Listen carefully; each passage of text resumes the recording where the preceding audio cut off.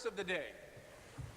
Ballot item number 25, Order M37, second reading of Bill 37, an act respecting civil liability for climate-related harms. Mr. Tabuns. Member for Toronto Danforth. Thank you, Speaker. I move second reading of Bill 37, an act respecting civil liability for climate-related harms. Mr. Tabuns has moved second reading of Bill 37, an act respecting civil liability for climate-related harms. Pursuant to Standing Order 98, the member has 12 minutes for his presentation. Thank you, Speaker. And Speaker, before I go any further, I want to welcome those who've joined us today for this important debate. I appreciate you taking the time to come and listen. Speaker, who is going to pay? Who is going to pay? Who is going to pay for climate damage? That's the question before us. When thousands of people's basements fill up with sewage for the third time in a row after a major storm has overwhelmed the sewer system, who is going to pay? When people who are already struggling to pay their bills are hauling out waterlogged couches and other furniture to put on the front lawn, who is going to pay to help replace that furniture? When people have to abandon their homes, as they are doing now in the United States, because of constant flooding, who will pay for their homes? Who will pay for relocation? When cities have to completely rebuild their sewer systems to deal with a climate of more extreme weather, and that's an issue Toronto's going to have to grapple with, we're talking tens of billions of dollars, who is going to pay? Is the province going to pay? The Premier says he's for the people. He says, and his Minister of the Environment says, that working families shouldn't have to pay for climate action. Will he be standing up for working families when a disaster hits? Will he support this bill and turn to the companies at the heart of the problem and get them to pay? Will insurance companies pay? Increasingly, they will not be paying. In September of this year, the Windsor Star reported, with insurance policy renewals coming in over the past year, and this is after two massive storms in 2016 and 2017 that hit Windsor and Tecumseh, some local homeowners are learning their coverage due to flooding claims is no longer being provided. Many Windsor residents are now on their own. And Speaker, they won't be the last homeowners to see coverage end. The Environmental Commissioner of Ontario, in her climate report, noted that insurance companies were looking at ending home flood coverage for up to 10% of Canadian homes. 10%. Will oil, gas and coal companies pay their fair share? This bill tries to address the question of getting oil, gas and coal companies to pay their fair share of the costs that will go into the hundreds of billions of dollars. Will they pay all of it? No, they won't. All of us. We will all be stuck with the bill. We will all have to pay. We will all see our lives get tougher and more expensive. But oil, gas and coal companies should pay their fair share.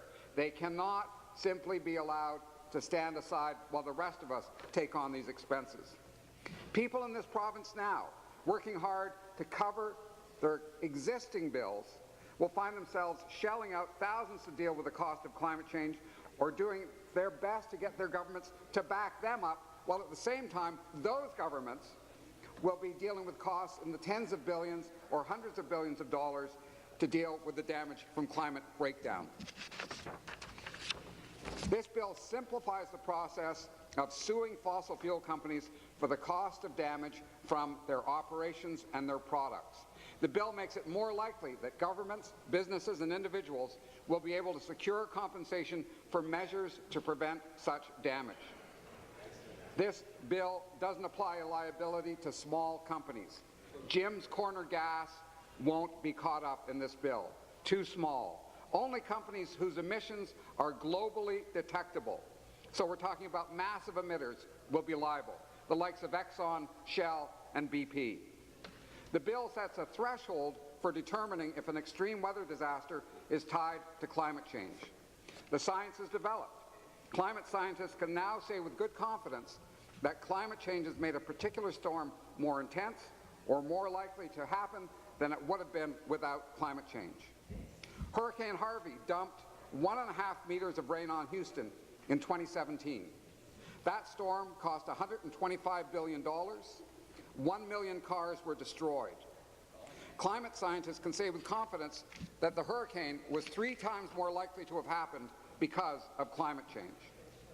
The ability to sue for funds to provide protection against further damage is incorporated in the bill.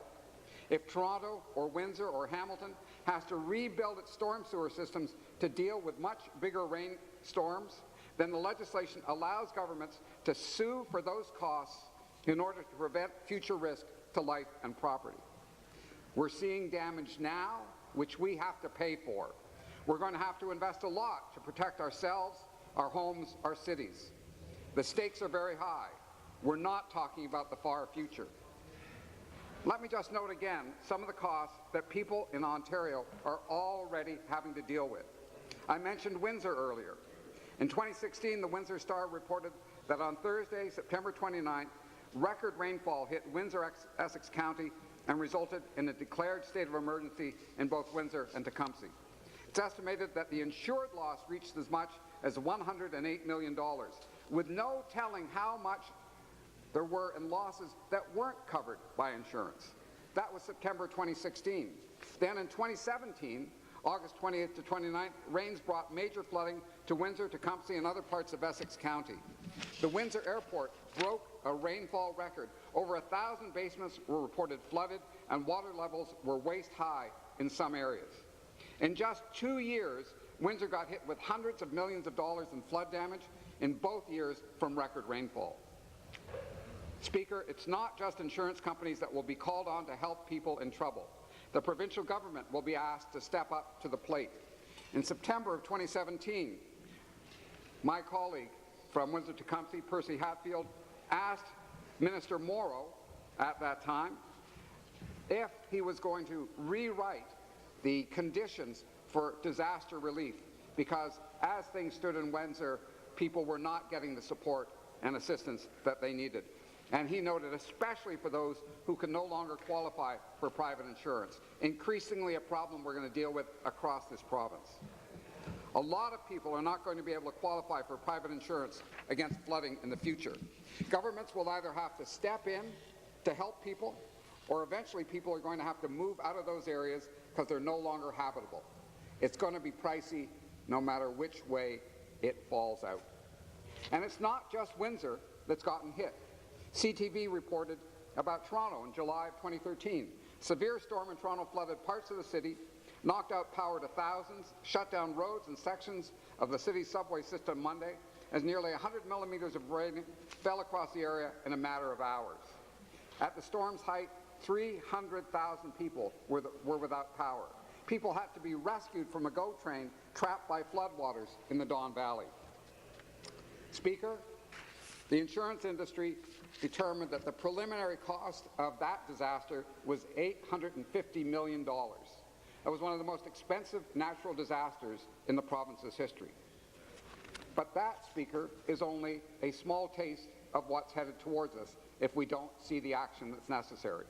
National Roundtable on the Environment and Economy earlier this decade calculated that the national cost of climate change to Canada for damages would escalate from roughly $5 billion per year in 2020 up to $91 billion per year around 2050. Governments are going to have to act, not only to prevent climate breakdown, but to put in place a mechanism for recovering damage costs from industry that is the heart of the problem. I haven't seen a calculation for what it will cost to adapt or make the investments in Ontario for the adaptation that we need, but the City of New York is engaged in a lawsuit now against major oil companies who are at the heart of this climate problem. They say that they've already committed, New York City, $20 billion to protect that city from rising seas, from more extreme weather events, and higher temperatures. So one city, $20 billion. Here in Ontario, we're looking at a very big cost. We need legislation to ensure that those companies, the fossil fuel companies, that are extraordinarily wealthy are paying their fair share of those costs. It cannot all be left to the shoulders of average Ontario families. It simply cannot be. We have a precedent for this kind of legislation. Ontario passed tobacco liability legislation a number of years ago, and many other provinces in Ontario and Canada have done the same.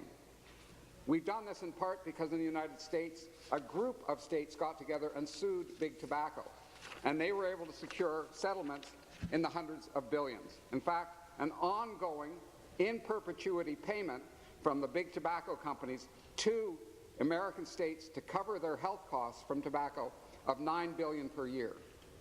You're talking very big damages, you're talking a lot of human suffering and pain, and you're talking a lot of liability on the part of those tobacco companies. Some have argued there's a big difference between tobacco companies and tobacco company legislation and climate legislation. But in fact, the Alberta Faculty of Law has looked at this issue, said that there's great similarity, said that in fact the changes in the United States to their legislation allowing use of statistical modeling broke the dam and allowed lawsuits to actually reimburse states for the costs incurred by use of this legal product. The reality, Speaker, is that fossil fuel companies have followed the same playbook as the tobacco companies.